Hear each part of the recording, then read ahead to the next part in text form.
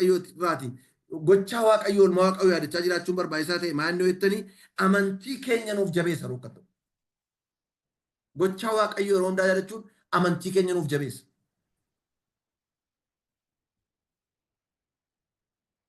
Namni lammii biyya Ameerikaa Bill Bright jedhamu tokko jira. Haadhi manaansaa Boonet Bright jedhamti. Bill Bright Boonet Bright dhaabbata Campus Crusade for Christ jedhamu warra hundeessedha. Dhaabbati kun amma biyya 190 keessatti tajaajilaa jira. Itoophiyaa keessa jira. Great Commission Tallaaquu Tallikoo jedhanii maqaan isaa akkasitiin beekamee jira. Jarri kun horii qabu turan. Waaqayyo mul'ata yeroo kennee fi biizinasii isaanii hundumaa gurguranii waan adda hundumaa dhiisanii hojii wangeelaa jalqaban. Egaa biizinasii yeroo jennu waan ittiin bulan hundumaa godhanii hojii wangeelaa jalqaban. Hojii wangeelaa jalqabanii hojii wangeelaa godhatu yaadiin babal'ate. Gaafa babal'ataa adeemu pilaanii tokko baasu. Pilaanii tokko baasaniitu kadhatu. Yaa Waaqayyoo ilaa kanaaf doolaarii 6,000 nu barbaachisaa kanaaf nuu kenni jedhanii kadhatu. Waaqayyoon kennaaf. Yeroo Waaqayyoon sana kennuufi isa taan immoo maal kan isin dhibu see tokkichaan waan doolaarii 78,000 kadhatu. Maaliif akka gootaa halloo mijatuuti argachuu dhiisuu dandeessaa jedhanii yeroo Bill Brightiin gaafatan maalidha? Waaqayyoon ni kaleessa 6,000 kenne har'a immoo amma kana nan dhoowwatu. Otuma jedhu 40,000 50,000 irraati 100,000 miliyoonotaan Waaqayyoo akkan irratti hundaa'ee jabaadhee hojii Waaqa hojjedhu na godhee jedheetu kitaaba isaarratti barreessa.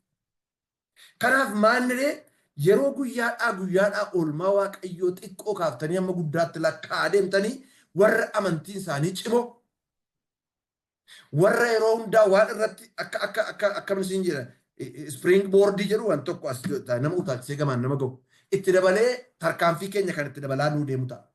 Maaliif Waaqayyoonni kaleessa jiru har'as jira bakka ta'e. Waaqayyoonni sana godhee ammas jira bakka ta'e.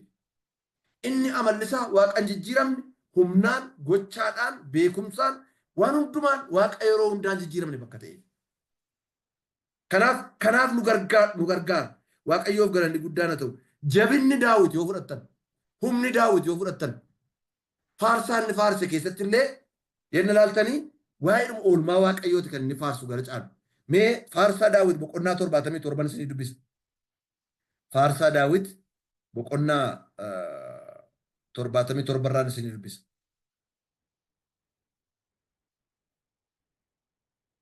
Faarsaa Daawit boqonnaa 77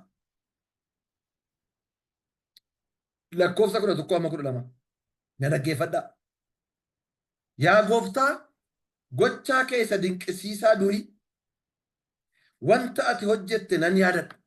Ilaala. Isa kaleessa hojjette, isa dheengadda hojjette, isa kamiin isa dinqisiisaa. Wanta ati hojjette maalan godhaa nan yaadadha. Itti aanee hoo hojiin kee hundinuu yaada koo keessa jira. Waa'ee wanta ati hojjetteesi nan yaadaa jedha. Nan yaadadha duwwaatu hin ta'in nan yaada. Yaadachuun sima tokko yaadatanii akkas ture jechuudha. Inni kunoo deelii yaadaa deema jechuudha. Gochaa Waaqa godheef isa kamiin isa kaleessa ta'eef yaadaa deema. Yenna waa tokko nu mudateera ta'ee kaleessa na dhukkubsitee kan na fayyifte. Kaleessa isuma turte. Isuma jaamaa bante. Isuma gooboo diriirsite. Isuma lamxii qulleessite. Humni kee isuma sana. Gochaan kee isuma sana. Dandeettiin kee isuma sana. Jaalalli kee isuma sana. Waaqayyoof galanni guddaan haa ta'u. Kanaaf gochaaf oolmaa Waaqayyoo inni yaadaa deemtanii kan isin dhibu amantiin keessan guddataadhuma dabalaadhuma deema. Wantoota humna namaa ol ta'e guddaa argitan illee guddaa isa kaleessaa isa cubbuu namarraa galagalchuudhaaf birmaduma nama baasuudhaa jalqabee wantoota lafarratti sin dabarse meeqaan meeqa. Mee booddeetti deebi'aa lakkaa.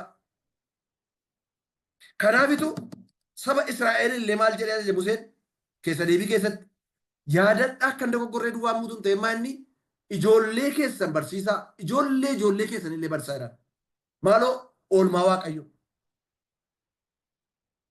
Barsiisaa jedhanii. Waaqayyo maal akka isinii godhe barsiisaa jedhanii.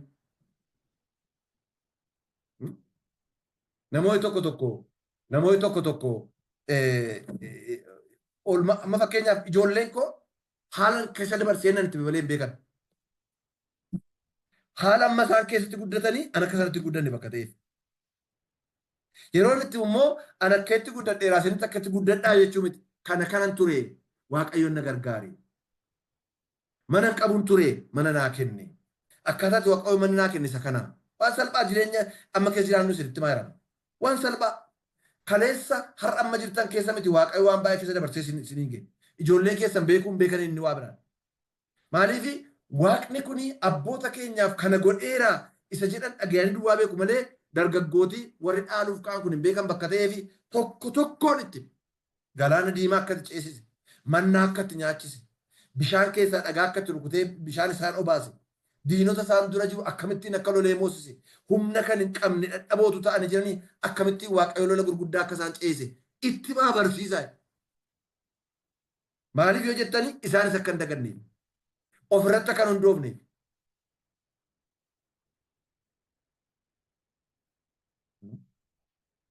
Har'a warri dhiyaa kuni kan isaan dagataniif Waaqayyoon dagataniif maal nu barbaachisa jedhaniif ikkoo waan hundumaa qabna jedhaniif. Abbootiin isaanii garuu akka mayyeessutti ta'an hin beekan.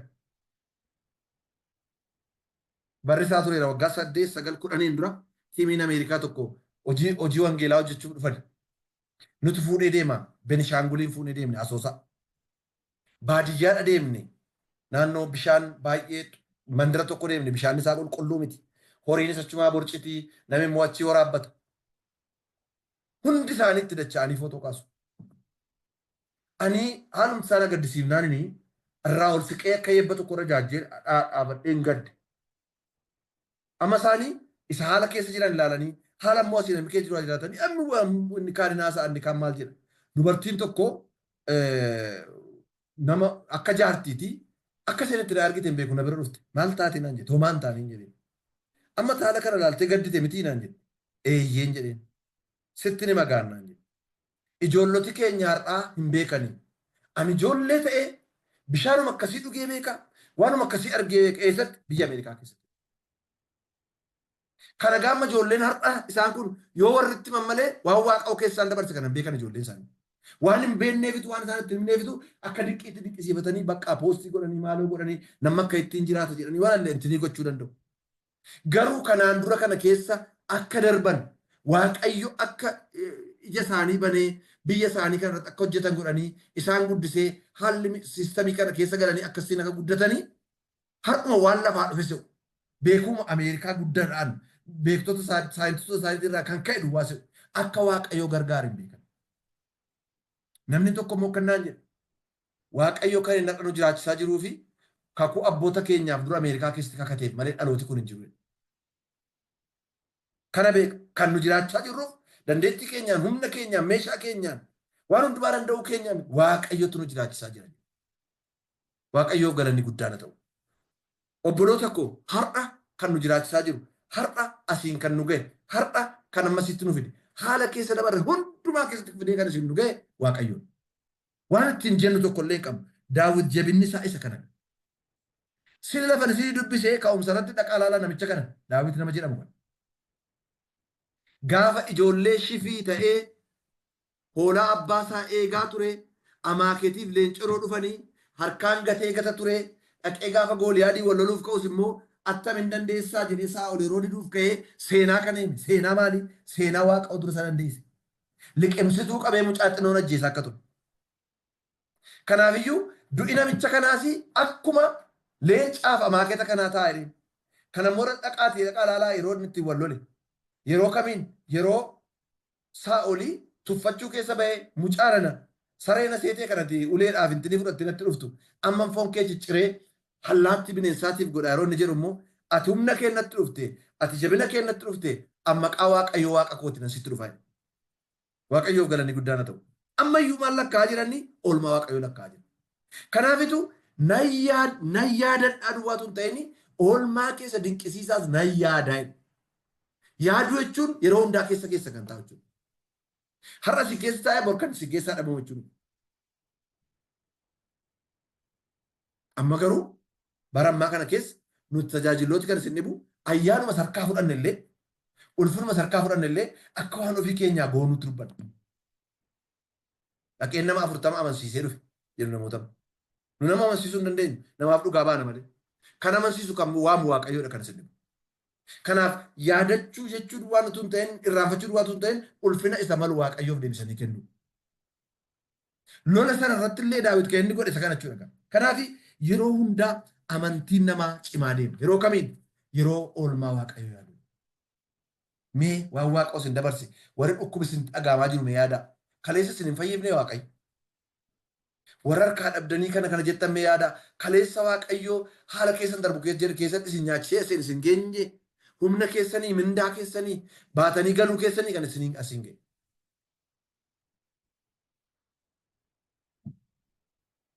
Seera keessa deebii boqonnaa 8 irraanii isinii dubbisaa. Natti tola iddoon sunis seera keessa deebii boqonnaa 8.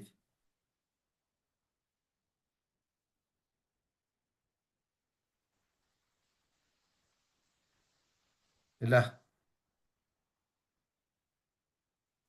Kanaa achi ati yeroo nyaattee quuftu manneen gaggaarii ijaarrattee yeroo keessa jiraattu saawwan kee fi bushaayeen kee yeroo wal horan meetiin kee fi warqeen kee yeroo baay'atu wanti ati qabdu hundinuus yeroo guddatu seera keessa deebii boqonnaa 8 lakkoofsa 12 dubbisaa jiru.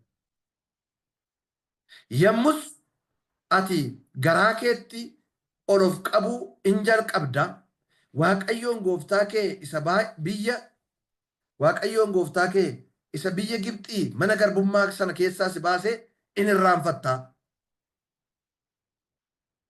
17 irraas. Kanaafi garaa keetti humna koo fi jabina irree kootu badhaadhummaa kana anaaf kenne in jetta. 18 irraa. Garuu Waaqayyo gooftaan kee akkuma har'a godhe kana kakuu isa abboota kee abdachiisee cimsuudhaaf jedhee ati badhaadhummaa akka argattuu fi humna waan siif kenneefi isa yaadadhu. Kanaaf hin argatta, hin badhaatta, waan gurguddaa keessatti eegalta, hin nyaatta, warqee qottee argatta, albuudisaa baay'ee jira, mana qodmi'a guutame keessatti jiraatta, wayiniin dhaamne nyaatta, haala mijataa keessa galta, ati garuu dagattee akka jechuu dandeessa. Maal jettee? Humnaaf jabina koo kana naa kenne. Gootummaa koo kana naa kenne. Maaliif saba baay'ee lolanii darbu akka ta'eef warra keexota kana, iyyaabuusota kana, feerzota kana achirra kan jiran saba baay'ee ciccimoo baay'ee lolaan strong kan ta'an baay'inaan beekamaa kan ta'an meeshaa lolaa gurguddaa kan qaban waan kana mo'anii darbanii achi ga'u bakka ta'eef humna koo gootummaa koo kana naa godhe jetta. Yeroon kutaa kana dubbisu lola biyya keenya keessatti warra kaabaa kana mootummaa kanaa fi TPLF wajjin lola ta'e yaadadha. Yeroo sana keessa jechi isaan jedhani lolli nuyiif akka nama kollee taphachuuti kollee sagannaa taphatan kan tapha aadaati nuyi. Beenna lollee akka Afrikaatti nu beekamoodha. Afrikaa gaanfa Afrikaa kanatti kan nu caalu hin jiru jedhan.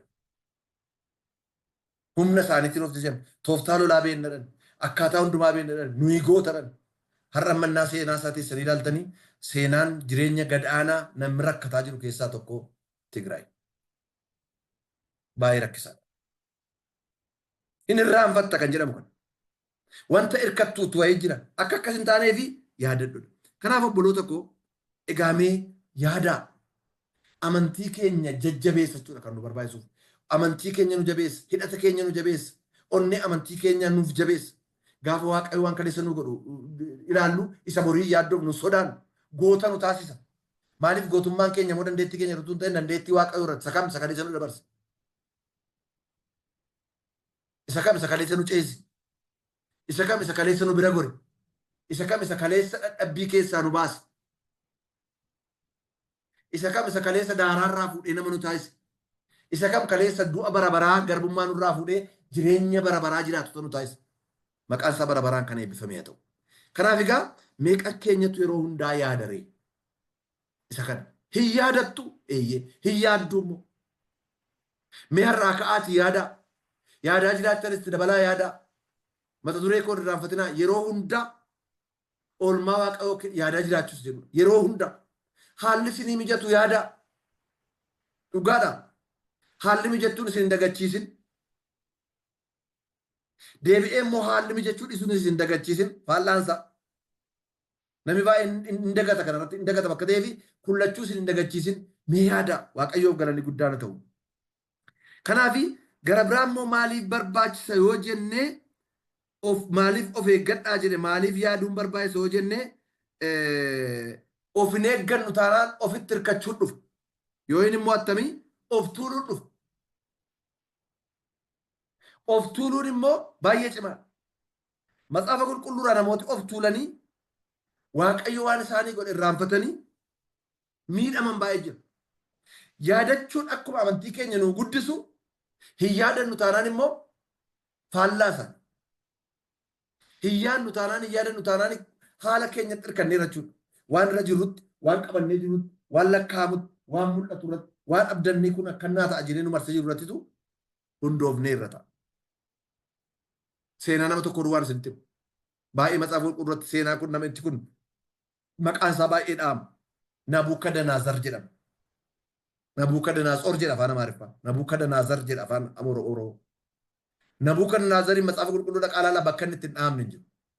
Maaliif yoo jettan mootii beekamaadha. Mootiin kun gara waggaa 43tiif kan moo'edha. Akka dhaloota Kiristoos dura bara ja'a duwwaa shanii hamma 562tti kan moo'edha. Impaayera guddaa impaayera Baabiloon jedhamtu kan ijaare. Impaayera jechuun biyya tokko duwwaa miti.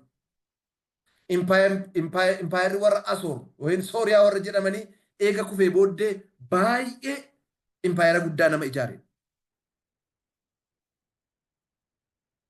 Baabiloon guddittii nama ijaare. Namni kun waa baay'een beekamaadha. Humna waraanaatiin beekamaadha. Tooftaa waraanaatiin beekamaadha. Loluu danda'a. Lolee mo'achuu danda'a. Biyya baay'ee lolee mo'atee of jala galchee. Kanaaf humna militariitiinis baay'ee nama beekame. Mootota hedduu of jalatti nama galchee. Arkitektiidhaanis arkitekchiraal achievement jedhaniin baay'ee beekamaadha. Bara isaa keessa magaalaa gurguddaan ijaaramanii. Sooriyaa keessa horattan amma bara dhaloota Kiristoosiin dura wanti ijaaramanii yeroo warra ashabbaarii jedhamanii diigaman rukutaman ashaaraa isaati. Iraaq keessatti ashaaraa isaati. Magaalaa gurguddaa ijaareeraa, magaalaa gurguddaatti kellaa gurguddaa ijaareeraa, geetii karaatti lixan baay'ee nama dinqisiisu gurguddaa ijaareera. Kanaafi aartii arkitekchariidhaanis baay'ee nama beekamaa guddaadha namni kun. Seenaa keessatti iddoo olaanaa qaba. Iddoo gurguddaa qaba. Mana qulqullummaa kan waaqa tolfamaa ajaa'ibsiisaa meeqaan meeqas ijaareera. Yaadannoo jedhee kan akka waaqa tolfamaa Maarduuk jedhamu fi yaadannoo godhee waan gurguddaa meeqaan meeqa ijaareera. Addunyaa irratti yenna dubbiftanii maanni seven wonders of ancient world warri jedhaman jira. Wanta nama dinqisiisu bara durii keessaa wantoota torba gurguddaa jedhamu keessa kan isaati. Kan nama kanaati. Matsaafa qulqulluu keessatti illee baay'ee maqaan isaa deddeebi'ee dhaameera namni kun. Namni Nabukadanaazor jedhamu. Hojii politikaatiin, istiraatejii politikaatiinis beekamaadha. Namoota of jala bulchuu barbaadu yoo barbaade karaa gaa'ilaatiin, karaa adda addaatiin kenneetu of jalatti akka isaan bulchan godha. Kanaaf Baabilooniin giddugaleessa seenaa, giddugaleessa aadaa, giddugaleessa saayinsii, giddugaleessa qorannoo adda addaa nama godheera jechuudha.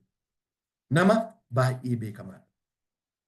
Namni kuni Waaqayyoon beekaa hin beekuu isa jedhu miti ammoo waannaansa. Garuu mootummaa waaqa kenneef. Mootummaa waaqa kenneef. Xanii dubbisuu hin dandeessu kana Daani'eeluma boqonnaa 4 lakkoofsa 29 soddomarraa xanii dubbisuu hin dandeessu. Mootummaa waaqa kenneef. Anis har'a utaanaan kanatti naman. Jaallannu jibbinus hamaas ta'u gaarii mootota waaqatu kaasa. Kanaafitu moototaaf bitamaa jedhamee barreeffamee jira. Yeroo akka jennu mootota waaqatu kaasaa bitamaa yeroo jennu hojii gaarii isaa hojii hamaa isaanii balaaleffachuun dhowwaa jechuu miti. Garuu jaallannus jibbinus moototi lolanii miti. Moototi maaliif ta'anii mootota waaqatu kaasa xinnoo ka'ee amma guddaatti iyyuu. Namni kunis kana baruu hin dandeenye.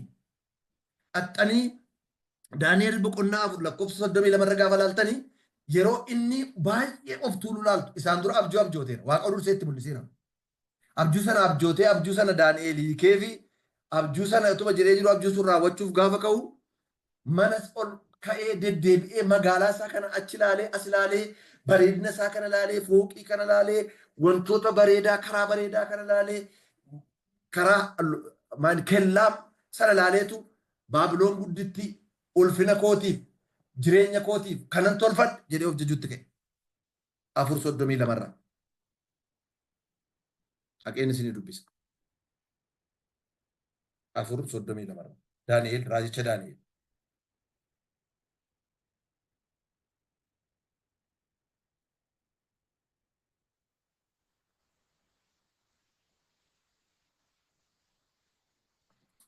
Raajii Daani'el boqonnaa 4 isinii dubbisa.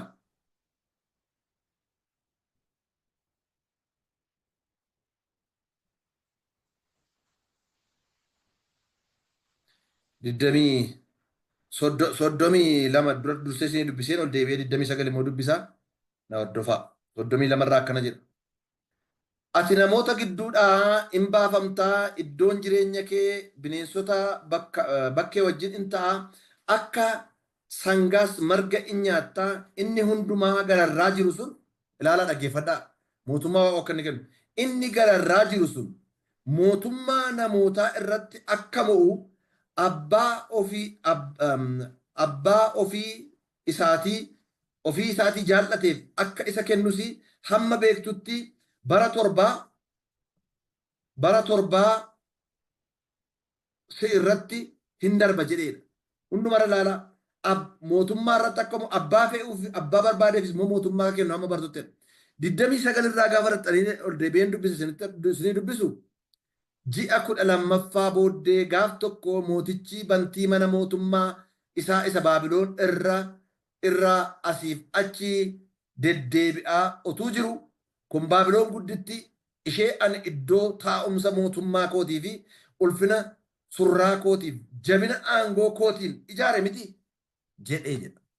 Surraa kootiif jabina aangoo kootiin humna kootiin ijaare miti jedha. Kana booddee utuunni afaan isaatii hin fixin sababii of tuuluusaa yeroo argittan ilaaltu. Fakkeenya boqonnaa 10 lakkoofsa 18 irraas maalidha? Of tuuluun kufaatii akka fidu dubbata. Dhaqaa dubbifadhaa. Of tuuluun kufaatii fidu. Namni maaliif of tuula jettanii gaafa oolmaa waaqa irraanfatu of tuulu. Oolmaa waaqayyoo gaafa irraanfachuu jalqabu. Gaafa dagfachuu jalqabu of tuuluu jalqabu. Namooti baay'een birrii qabaatanii miti. Beekumsa guddaa qabaatanii miti kan isin. Waan tokko ittiin ta'ee jennaan waaqayyoon irraanfataniitu bakka. Intalli gochuu jalqabu. Ofii isaaniitti ulfina fudhachuu jalqabu. Namni gaafa isaan marsu, ajabiin gaafa isaanitti baay'isu, maaluu gaafa ittiin jedhaman, kana naa godhe ittiin jedhaman, waaqa osii wajjin jiraam yeroo jedhaman, afaan keetii dubbannaa waaqa on ta'am yeroo jedhan, harka keenya irra keenyaan akkasiin ta'a gaafa jedhan bakka isaadha. Silaa qooda gadi jechuu waaqayyoon ulfina kennu. Namni kunis kan namni waaqayyoon yeroo hundaa oolmaa waaqayyoo yaadannesi otuu hin beekin of tuulummaa keessa gala. Wantoota ittiin of tuullu wanta xinnoollee akka jiraatu waaqayyoon barbaadu. Jira taanaan waaqayyoon harkaa harcaasu ana dabalatee harkaa harcaasu. Hin barbaachisu. Qooda amantiinuu jabeessuu booddeetti nu deebisa.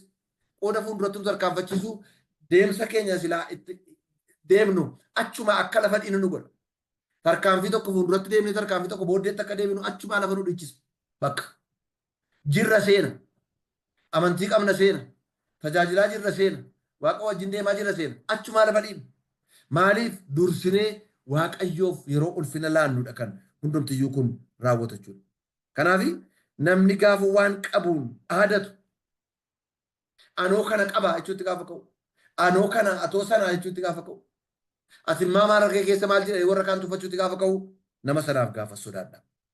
Kanaafitu Phaawulosis warri Qorontos kun boqonnaa tokko irratti dhaqaa ilaalaa of jajuutti ka'an warri kaan Phaawulosiin of jajan warri kaan Aphiloosiin of jajan warri kaan kanaaf of jajan an kan kanaatti dhan wal tuffachuutti ka'an ilaa gartuu warra Phaawulos immoo marseen dubbachuutti ka'an ilaa gartuu warra Filiphos immoo baay'ee isheen fakkaattu ama maal saalaalee duuka bu'achuutti ka'an Phaawulos dhaqee anaan koollee gaariidha hin jenne nama ulfina waaqayyoof kennuu beeku hunduma keessan gararraa cubbamaa kanan ta'e akka gatataa kanan ta'e anatti mooxinnoo mul'ate jedhee waa'ee mataa isaatii ulfina waaqayyoof kan kennu otuu qomoon of jajuu danda'u otuu beekumsaan of jajuu danda'u otuu nanna qabaan of jajuu danda'u akka kosiitti lakkaa'e nama jedhu tolikoo Kiristoos namni jedhu kuni galeeraa bakka ta'e maal jedhaa Qorontoos duraa boqonnaa tokko lakkoofsa 21 sila sinii dubbisee ka'umsanatti namni of hin jajin tasuma of hin jajin jedhe yoo of jajuun immoo dirqiidha ta'e yoo of jajuun immoo sinirra jira ta'e waaqayyoon of jajaa waaqayyoof galanni guddaana ta'u waaqayyoon waa gargaara maaliifi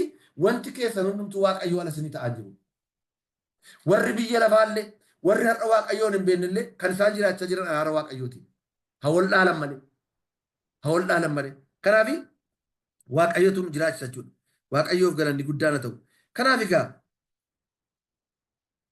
waaqayyoof gochaa waaqayyoo yaadachuun inni sadaffaan immoo maa innoo jettanii karaa ittiin deebifnee ulfina waaqayyoof laannu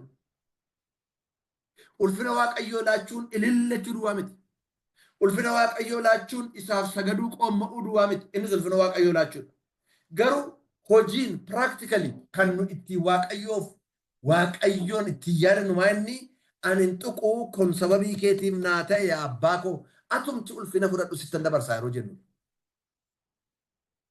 ta'uu baannaan sila sinitti meera adabbii qaba of tuuluun baay'ee cimaa ta'uu baannaan gatii nama kaffalchiisa Isaayyaas boqonnaa 14 lakkoofsa 13 irratti ilaaltan gatii kaffaleera seexan dhaqee iddoo abbaatiin of qixxeessee jira darbatameera Nabukadnezar gatii kaffaleera Roomee boqonnaa tokko lakkoofsa 21 irraa dhaqaalaa sammuun isaanii waan isaanitti dabarfamee kennameera maaliif ulfina waaqayyoo malu waan kennuu dhiisaniif amma inni kun innan dhumarratti dubbadhu uumaa inni ittiin kan nu ulfina waaqayyoon ittiif laannusi waaqayyoo gochaa waaqayyoo yaadachuu bakka ta'eef nu gargaara jechuudha sadaffaarratti karaa ittiin waan hundaa ulfina waaqayyootiif dabalee laannu maa inni yeroo hundaa waan waaqayyoo nu godhe yaadachuudha malee kana sinnaa kennee allakkiin fudhadhu inni mana qulqullummaa keessa kaa'u jechuun wanti ta'e hundumtuu siinnaa ta'e an kana keessaa waa tokko Saamu'eelis dura boqonnaa 30 lakkoofsa 23 seenaa kana baay'een jaalladha dhugaa natti tola ammas namni kun yoo ittiin daawwitu seenaa isaa gaaf bee qoradhaa waaqayyoon gochaa waaqayyoo yaadachuudhaan beekaman baay'ee kan akka isaa caqasame jiru kan isin amma naa galetti hamma anu badhetti Saamu'eelis dura boqonnaa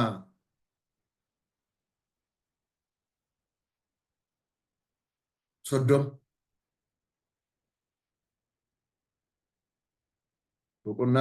siniin dubbisa lakkoofsa 23 irra ilaalaa waan inni jedhu seenaa isaa amma tokko gabaabseen isinitti himu Daawit garuu deebisee lakkisaa yaa obboloota koo wanta waaqayyo nuuf kenne kana wanta waaqayyo nuuf kenne kanaani akkas hin hojjetina inni nu eegi ilaalaa saamtota nutti ka'anis dabarsee harka keenya keessa buuseera inni nu eegee saamtota nutti ka'anis dabarsee harka keenya keessa buuseera amma immoo isa isin jettan kana eenyutu isiniif dhagaare seenaa kana of fudhattanii lola tokko lolee Daawit namoota 600 qabaa 400 fudhatee deemee 200 dadhabanii laga biratti hafan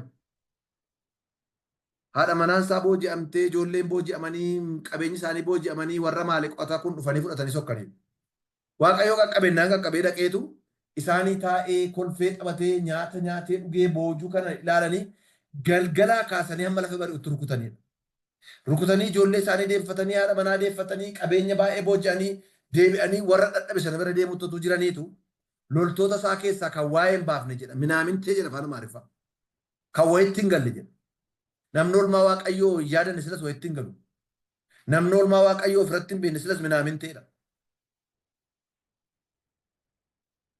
jarri kuni isa nu lolleef inni kanarraan hirmaatanii dhadhabdoota hojii hin qabanii haadha manaaf ijoollee isaanii duwwaa fudhatanii sakaan hin irruuf jiran Daawit sammaa kana dubbate lakkisaa jedhan nuyi warra dhadhaboo laafoo humna heertuu qabnu warra saamoo guddaa kana dabarsee nutti kenne waaqayyoodha humna kan nu ta'e akka ittiin rukunne waaqayyoodha gootummaa keenya miti humna keenya miti mi'a lolaa keenya miti waaqayyo sanuu kenne kana bakka ta'eefi waaqayyoof ulfina laanna waaqayyoof galanni guddaa na ta'u ajaja kootiin tooftaa ambaree dhaqee mi'attiin fedha waaqayyoo fudhatan gaafadhe namoota adda addaa maree pilaanii lolaa baasee achiin goraa jedhee wanta baay'ee gochuu danda'an akka nama lola sana geggeessutti waan baay'ee geggeesseera ta'a.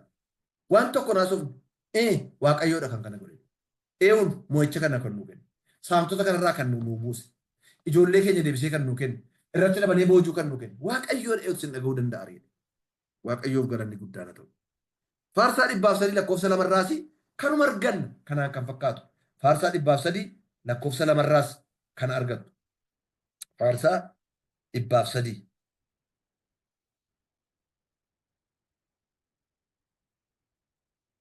Isiniin dubbisaa.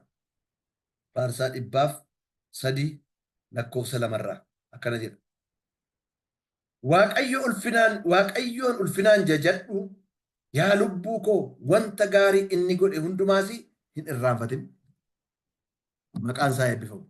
Kanafitti yaa lubbuu koo waaqayyoon ulfinaan jajadhu wanta inni sii godhe hundumaas hin irraanfatin jedha. Maqaan waaqayyoo bara baraan kan eebbifame ta'u. Ergaa Yaaqoob boqonnaa 4 lakkoofsa 18 dhaqaa dubbisaa ilaalaa. Waa'ee waaqayyoof ulfina deebisanii kennu waaqayyoon hojiisaa yaadachuu mul'isa jechuudha. Kanaaf firoota koo gabaabaatti an kanarraa jireenya kootiif waan baay'een baradhe.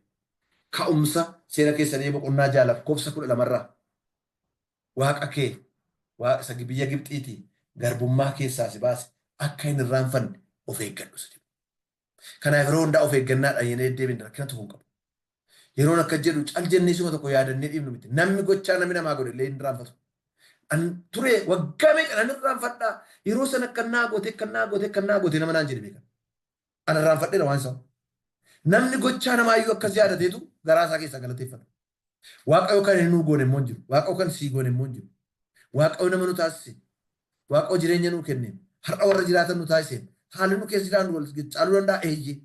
Hundumtuu garuu jireenyi nu jiraachaa jirru waaqayyo irraa kan ka'edha malee hin jiraannu turre. Maaliif diinni jiraachuu keenya hin barbaadu? Baduu keenya barbaada. Lafarraa dhabuu keenya barbaada. Yeroo malee karaatti hafuu ijoolleen keenya karaatti hafuu haalli nu mijachuu dhiisuu waan adda addaa gochuu barbaada. Dabarsee kan itti laanne waaqayyo gooftaa maccaati. Yeroo hundaa kan nu lolu. Yeroo hundaa kan nu dura bu'u. Si wajjin hin jirane kan nu wajjin hin ta'u. Anisuma kaleessaa ta'ee kan nutti mee ammas dhuguma akka kaleessaa kan nu wajjin hin godhu. Maqaa keenyaaf kan dhaabbatu. Nu wajjin dhaabbatee simboo surraa nu ta'ee sagalee nu dubbannu nu hojii kan hojjetu. Namootaaf furmaata kadhannaa nu kadhannu dhaga'ee kan tun hin tuffatin waa hojiitti kan lakkaagaa jireenya furaa keessattis lakkaa jireenya foonii keessattis nama caallee miti waaqona biratti surraa kan nu kennu. Mana kan nu kennu waan ittiin jiraannu kan nu kennu. Waan adda addaa kan nu kennu. Waaqayyoof galanni guddaan ta'u. Kanaaf firoota koo yeroo hundaa gochaa waaqayyo nuu yaade olmaa waaqayyo nuu jedhe yaadachuu duwwaa sun ta'een yeroo hundaa yaaduu nurra jiraata. Isa kana daawwatu kennu yaadaa kana ni jedhu. Maaliif yoo jettan quxurii yaadanneen amantiin keenya dabalaa deemu. Amantiin keessan akka guddatu waaqa wajji walitti dhufeenyi keessan akka maxxanaa deemu irree waaqayyoo kaleessa hojjete irra caala argaa deemuu barbaaddan kana karaan isaa duraan hin jiru. Maayini olmaa waaqa isinii godhe yeroo hundaa yaada. Yoommoo ammas immoo otuu hin beekin olmaa waaqa yeroo hundaa yaadummaa inni bu'aansaa of tuuluun xinnoon seellee akka nutti dhumni nu eega.